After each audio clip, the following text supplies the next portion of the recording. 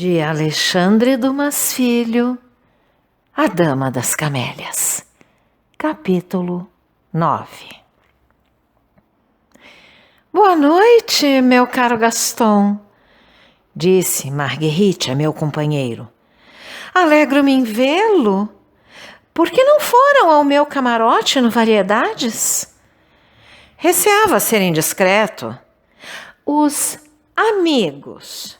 Marguerite reforçou estas palavras como se quisesse fazer os que ali estavam presentes compreender que, apesar da maneira familiar com que o acolhia, Gaston não era e nunca havia sido mais que um amigo. Os amigos nunca são indiscretos. Então, permita-me apresentar-lhe Monsieur Armand Duval. Eu já havia autorizado Prudence a apresentá-lo. Aliás, minha senhora, disse eu, inclinando-me e conseguindo emitir alguns sons quase ininteligíveis, já tive a honra de ser-lhe apresentado. O olhar encantador de Marguerite pareceu procurar na memória, mas não se recordou ou simulou não se recordar. Madame, continuei, sou-lhe agradecido por ter esquecido aquela primeira apresentação, pois fui ridículo e devo ter-lhe parecido muito desagradável.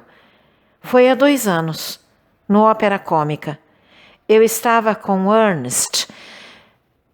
Ah, me lembro, disse Marguerite sorrindo. O senhor não foi ridículo, eu é que fui irritante, como sou um pouco ainda, embora menos. O senhor me perdoou? E estendeu-me a mão, que beijei. É verdade, ela retomou. Imagine que tenho o péssimo costume de querer embaraçar as pessoas que vejo pela primeira vez. Isto é uma grande tolice. Meu médico diz que é porque sou nervosa e estou sempre doente. Acredite nele. Mas parece estar muito bem. Oh, eu estive muito doente. Eu sei. Quem lhe disse? Todo mundo sabia. Vim muitas vezes em busca de notícias suas e foi com prazer que soube de sua convalescença. Nunca me entregaram seu cartão. Nunca deixei meu cartão. Será que era o senhor, o jovem que vinha todos os dias pedir informações a meu respeito enquanto estive doente e que nunca quis se identificar? Era eu. Então, o senhor é mais que indulgente, é generoso. Não seria o senhor, o conde, que teria feito algo assim? Acrescentou ela, voltando-se para o conde de N, após lançar-me um desses olhares com os quais as mulheres completam sua opinião a respeito de um homem. Não a conheço senão há 2 meses, replicou o conde. E este senhor só me conhece há 5 minutos. Conde, o senhor sempre diz bobagens. As mulheres são impiedosas com aqueles de quem não gostam. O conde enrubesceu e mordeu os lábios. Tive pena dele, pois parecia estar apaixonado, como eu. E a dura franqueza de Marguerite devia deixá-lo muito infeliz, ainda mais na presença de 2 estranhos. Mas tocava uma música quando entramos. Eu disse, então, para mudar de assunto. Não poderia dar-me o prazer de tratar-me como um velho conhecido e de continuar tocando? Oh, exclamou ela, jogando-se no sofá e fazendo um sinal para que sentássemos. Gaston conhece bem o tipo de música que toco. É bom quando estou sozinha com o conde, mas não gostaria de fazê-lo suportar um sacrifício desses. Tem tal preferência por mim? Replicou Monsieur Etienne, com um sorriso que tentava mostrar altivez e ironia. Engana-se ao censurar-me quanto a isso. É a única preferência que tenho. Estava determinado que o pobre rapaz não diria mais uma palavra. Ele lançou sobre Marguerite um olhar realmente suplicante. Então diga-me, Prudence, continuou ela. Fez o que eu lhe havia pedido que fizesse? Sim! Muito bem. Deixe para me contar mais tarde. Precisamos conversar. Não vá embora antes de nos falarmos. Somos, sem dúvida, indiscretos, eu disse então. E agora que conseguimos, ou melhor, que consegui uma segunda apresentação para fazer a primeira ser esquecida, eu e Gaston vamos nos retirar. De maneira nenhuma. Não é para os senhores que digo isso. Ao contrário, quero que fiquem. O conde puxou um relógio muito elegante e olhou as horas. É hora de ir ao clube, disse ele. Marguerite não disse nada. O conde saiu de perto da lareira e foi até ela. Adeus, madame. Marguerite levantou-se. Adeus, meu caro conde, já vai. Sim, receio aborrecê-la. Não me aborrece hoje mais do que nos outros dias. Quando veremos? Quando a senhorita o permitir. Adeus, então. Aquilo era cruel, você há de convir. Felizmente, o conde tinha uma excelente educação e um ótimo caráter. Contentou-se em beijar a mão que Marguerite lhe estendia com toda a indiferença e em sair depois de despedir-se de nós. No momento em que passava pela porta, olhou para Prudence. Esta levantou os ombros de um jeito que significava: o que o senhor quer? Fiz tudo o que podia fazer. Nanine! Gritou Marguerite. Acompanhe o conde. Ouvimos a porta abrir e fechar. Ai, finalmente se foi! Exclamou Marguerite, reaparecendo. Esse rapaz me irrita profundamente. Minha querida, disse Prudence, você é realmente muito perversa com ele. Logo ele que é tão bom e tão atencioso com você.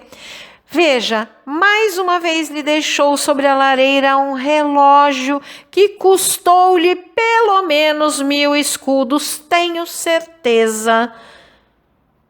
E Madame d'Auverneuil, que se aproximara da lareira, brincava com a joia da qual falava, lançando sobre ela olhares de cobiça.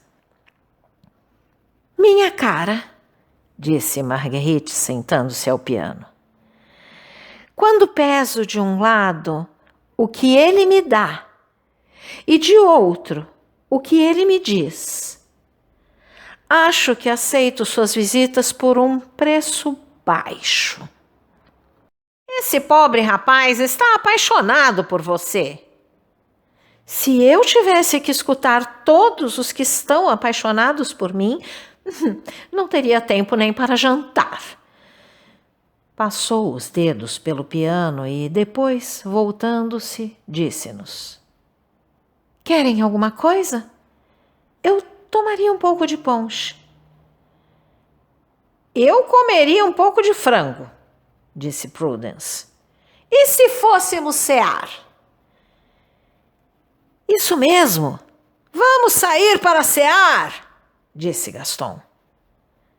Não, vamos cear aqui. Tocou a sineta. Nanina apareceu. Mande buscar algo para a ceia. O que devo pedir? O que quiser, mas vá agora mesmo, agora mesmo. Nanine saiu. Pronto, disse Marguerite, saltando como uma criança. Nós vamos cear, como aquele conde imbecil é enfadonho. Quanto mais eu olhava para aquela mulher, mais ela me encantava. Era admiravelmente bela. Até sua magreza era graciosa. Eu estava em estado de contemplação. O que se passava em mim era-me difícil explicar. Sentia-me repleto de indulgência por sua vida, repleto de admiração por sua beleza. Essa prova de desinteresse que ela dava, não aceitando um homem jovem, elegante, rico, pronto a se arruinar por ela, a meus olhos desculpava todas as suas faltas passadas. Havia naquela mulher algo como uma certa candura. Via-se que ainda estava na virgindade do vício. Seu andar firme, seu porte esbelto, suas narinas rosadas e abertas, seus grandes olhos levemente cercados de azul, denotavam uma dessas naturezas ardentes que espalham a seu redor um perfume de volúpia, como certos frascos do Oriente, que por mais que estejam fechados, deixam escapar o perfume do líquido que contém. Enfim, fosse por sua natureza, fosse em consequência de seu estado de saúde, de tempos em tempos, passavam pelos olhos daquela mulher lampejos de desejos, cuja demonstração teria sido uma revelação do céu para aquele que ela tivesse amado. Mas os que haviam amado Marguerite não tinham mais conta, e os que ela havia amado ainda não se contavam. Em suma, reconhecia-se naquela moça a virgem que um nada fizera cortesã, e a cortesã que um nada teria feito a mais amorosa e a mais pura virgem. Ainda havia em Marguerite orgulho e independência, dois sentimentos que, feridos, são capazes de fazer o que faz o pudor. Eu não dizia nada. Minha alma parecia estar por completo em meu coração e meu coração em meus olhos. Então, disse ela de repente, era o senhor que vinha saber notícias minhas quando eu estava doente? Sim. Sabe que é um belo gesto este? Que posso fazer para agradecê-lo? Permitir que eu venha visitá-la de vez em quando. Tanto quanto quiser, das 5 às 6, das 11 à meia-noite. Pois então, Gaston, toque para mim, convite à valsa. Por quê? Primeiro para me agradar, depois porque não consigo tocá-la sozinha. O que a impede? A terceira parte, a passagem em sustenido. Gaston levantou-se, sentou-se ao piano e começou a tocar essa maravilhosa melodia de Weber, cuja partitura estava aberta sobre o apoio do piano. Marguerite, a mão apoiada sobre o piano, olhava a partitura, Seguia com os olhos cada nota que repetia em voz baixa, e quando Gaston chegou à passagem que ela lhe indicara, cantarolou, fazendo os dedos tocarem na tampa do piano. Ré, mi, ré, do, ré, fá, mi, ré. É isso que não consigo fazer. Recomece. Gaston recomeçou e em seguida Marguerite lhe disse: agora deixe-me tentar. Tomou o lugar de Gaston e foi sua vez de tocar, mas seus dedos rebeldes sempre se enganavam em uma das notas que acabo de mencionar.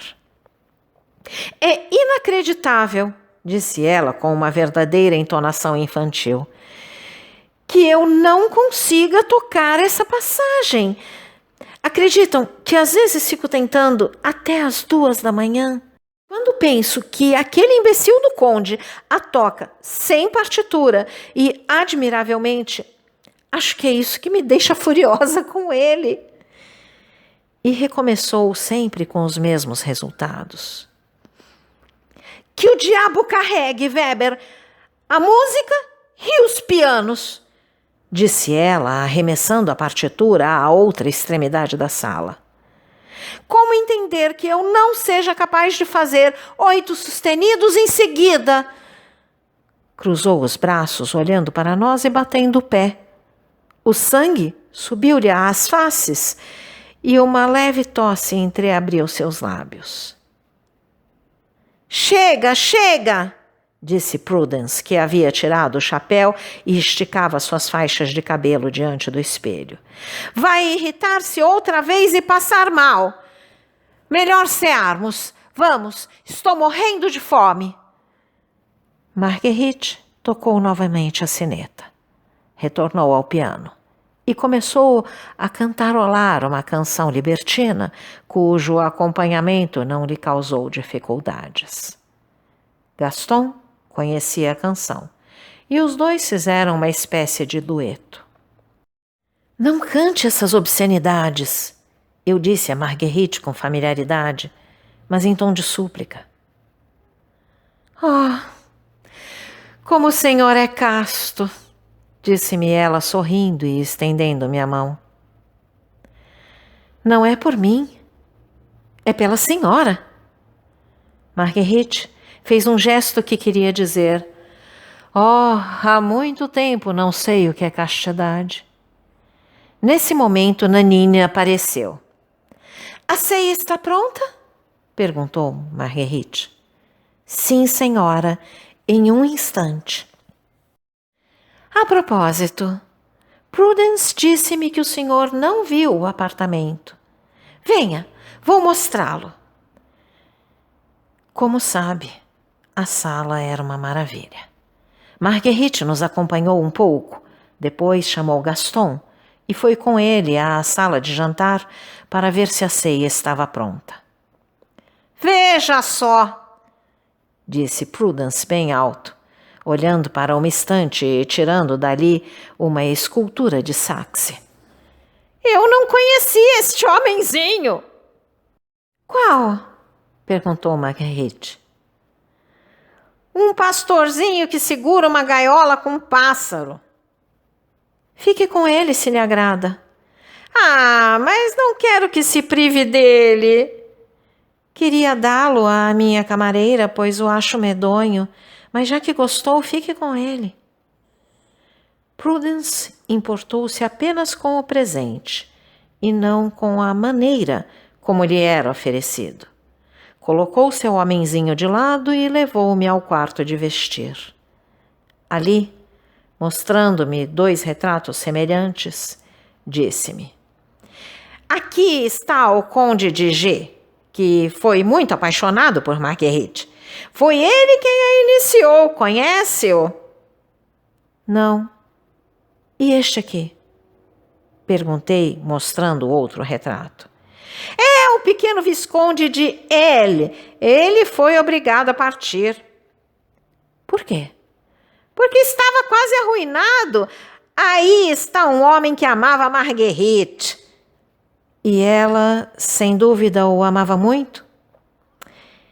É uma moça tão estranha, nunca se sabe o que pensar. Na noite do dia em que ele partiu, ela estava no espetáculo como sempre, mas havia chorado no momento de sua partida. Naquele instante, Nanina apareceu, dizendo que a ceia estava servida. Quando entramos na sala de jantar, Marguerite estava apoiada na parede. Gaston segurava suas mãos e falava-lhe bem baixinho. Está louco? Respondia-lhe Marguerite. Não quero nada com você. Não é depois de 2 anos que se conhece uma mulher como eu que se vem pedir para ser seu amante. Nós ou nos entregamos imediatamente ou nunca mais. Vamos, senhores, para a mesa. E, escapando das mãos de Gaston, Marguerite o fez sentar à sua direita e a mim à sua esquerda. Depois disse a Nanina: Antes de se sentar, recomende à cozinha não abrir para ninguém caso venham bater à porta. Essa recomendação era feita à 1h da manhã. Rimos, bebemos e comemos muito durante a ceia. Em pouco tempo, a alegria chegara aos mais baixos limites, e aquelas palavras que, em certo meio, acham divertidas, mas que sempre sujam a boca de quem as pronuncia, e rompiam de tempos em tempos sob a aclamação de Nanine, de Prudence e de Marguerite. Gaston divertia-se verdadeiramente. Era um jovem de grande coração, mas seu espírito fora um pouco corrompido pelas primeiras experiências. Por um momento, quis me deixar levar, quis tornar meu coração e meu pensamento indiferentes ao espetáculo que eu presenciava e tomar parte naquela alegria que parecia um dos pratos da refeição. Mas, pouco a pouco, isolei-me daquela algazarra. Meu copo continuava cheio e eu ficara quase triste vendo aquela bela criatura de 20 anos beber, falar como um estivador e rir ainda mais quanto mais escandaloso fosse o que se dizia. No entanto, aquele regozijo, aquele modo de falar e de beber que, nos outros convivas, pareciam-me os resultados da devassidão, do hábito ou da força, em Marguerite me pareciam uma necessidade de esquecer, uma febre, uma irritabilidade nervosa. A cada copo de champanhe suas faces se cobriam de um vermelho febril e uma tosse, leve no princípio da ceia, tornou-se aos poucos forte o bastante para obrigá-la a apoiar a cabeça no espaldar de sua cadeira e a comprimir o peito com as mãos a cada vez que tossia. Eu sofria com o mal que deviam causar àquele frágil organismo tais excessos de todo dia. Finalmente, aconteceu algo que eu previra e que eu temia. Ao final da ceia, Marguerite teve um acesso de tosse mais forte do que todos os outros que ela tivera desde que eu me encontrava ali. Pareceu-me que seu peito se rasgava interiormente. A pobre moça ficou roxa, fechou os olhos, tamanha era a dor, e levou à boca seu guardanapo, que uma gota de sangue manchou de vermelho. Então, levantou-se e correu até o banheiro. — O que há com Marguerite? Perguntou Gaston. — O que há é que ela riu demais e está cuspindo sangue, disse Prudence. — Oh, mas não há de ser nada. Isso lhe acontece todos os dias. Ela vai ficar bem.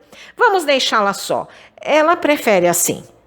Quanto a mim, não consegui me conter e, para grande espanto de Prudence e de Nanine, que me chamavam de volta, fui atrás de Marguerite. Então, caro audioleitor, se você gostou deste conteúdo, deixe seu like E inscreva-se no canal, ativando o sininho para ser notificado dos próximos vídeos, com os próximos capítulos deste e de outros livros que estarei publicando. Um grande abraço e até a próxima!